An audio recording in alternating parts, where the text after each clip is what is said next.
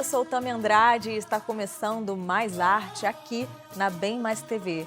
E hoje nós vamos falar sobre a música gospel, adoração que atravessa séculos.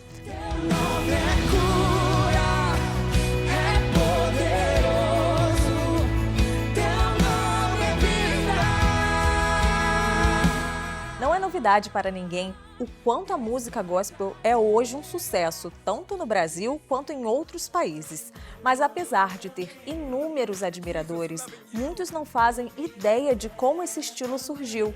Engana-se quem pensa que o gospel que conhecemos na atualidade sempre teve as mesmas características. Na realidade, por ter sua origem na igreja afro-americana, as suas primeiras canções eram compostas no ritmo do jazz, bem diferente da variedade de melodias que encontramos hoje, não é mesmo?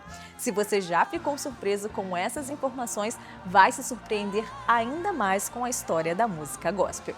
Antes de explicarmos as origens e todo o processo de evolução da música cristã até agora, é essencial sabermos o que é o gospel.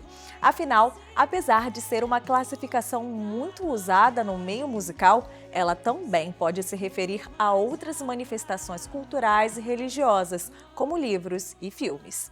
O termo gospel é uma aglutinação da expressão inglesa Godspell, que traduzindo significa Deus soletra ou palavra de Deus. É uma referência à principal mensagem da Bíblia Sagrada, a vinda de Jesus Cristo, o Messias. Por isso, essa palavra é usada em português e em outros idiomas para indicar a maioria das canções que são tocadas em cultos cristãos. Na maioria dos casos, as temáticas das letras são ensinamentos de Deus, a aclamação ao Espírito Santo e outras importantes passagens bíblicas. Quanto ao ritmo, hoje em dia, ele é variável, desde melodias mais lentas até mais dançantes e agitadas. E os primeiros louvores, será que eles eram parecidos com os atuais? Para responder a essas perguntas, vamos precisar nos aprofundar na história desse gênero musical. A música gospel teve sua origem na igreja cristã norte-americana no início do século XX e mudou bastante desde a sua criação. Vale a pena conhecer a sua evolução ao longo dos anos. Tudo começou com o músico Thomas A. Dorsey, na época um pianista de blues conhecido como Georgia Tom. Depois de ouvir as palavras de Charles A. Tindley, um ministro da Igreja Metodista, começou a escrever letras com conteúdo religioso, sem abandonar o ritmo que sempre tocou. Pela proposta ousada para sua época, suas composições não foram bem recebidas por seus irmãos de ministério. Foi só depois do seu falecimento que seu talento foi reconhecido. Em 1994, a revista Score publicou um artigo intitulado O Pai da Música Gospel. Na publicação, a trajetória musical de Dorsey foi divulgada e vários cristãos se interessaram por seus louvores. Ele realmente fez muito pela música religiosa. Investiu sozinho na gravação de 500 cópias do single If You See My Savior e enviou para várias igrejas do país. Foi só depois de quase 3 anos que os primeiros pedidos de apresentação começaram a surgir. Nessa caminhada, Dorsey teve a ajuda de outros artistas, como as cantoras Sally Martin e Willie Mae Ford Smith, e escreveu centenas de canções. Ele ainda fundou a Convenção Nacional de Corais Gospel dos Estados Unidos em 1932, que existe até hoje. Influenciados pelo testemunho de Thomas A. Dorsey, outros nomes do gospel foram surgindo, e com eles, esse estilo musical ficou ainda mais conhecido pelo público cristão.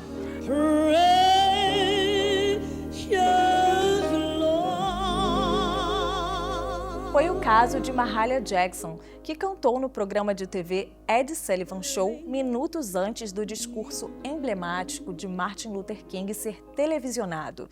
Não por coincidência, ela também foi convidada a se apresentar em seu funeral e escolheu a canção Take My Hand, Precious Lord de Dorsey, sem falar no rei do gospel, o reverendo James Cleveland. Pelas suas músicas e presença entre os fiéis, ele chegou a receber 4 Grammys e fundou a Gospel Music Worship of America, que é considerada, na atualidade, a maior convenção cristã do mundo.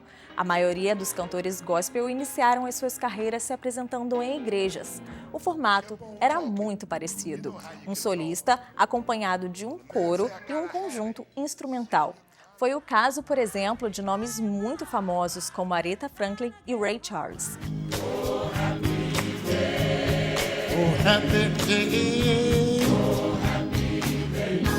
Após a Segunda Guerra Mundial, essa formação foi evoluindo e começaram a surgir os quartetos gospel. Eles cantavam músicas gritadas e super dançantes. Aqui no nosso país, a música gospel foi trazida por missionários batistas e presbiterianos dos Estados Unidos no início do século XX. Em contato com hinos americanos, algumas igrejas brasileiras os traduziram para o português. Muitos deles estão presentes na harpa cristã, o inário oficial das Assembleias de Deus no Brasil. Porém, esses louvores mais antigos estavam restritos ao ambiente religioso dos cultos e dos encontros entre cristãos. Por esse motivo, são poucos os artistas que ainda são lembrados pelos fiéis. Foi só na década de 1980 que ele ganhou maior visibilidade no país, com um estilo bem diferente do tradicional. Com melodias mais fortes e inspiradas no rock e no pop, o público em geral passou a se interessar pela música gospel nacional. O teu povo canta, Santo, sim ao Rei dos Reis, Santo. Eu sou Tami Andrade e esse foi o Mais Arte aqui na Bem Mais TV. Continue acompanhando os nossos episódios e até a próxima!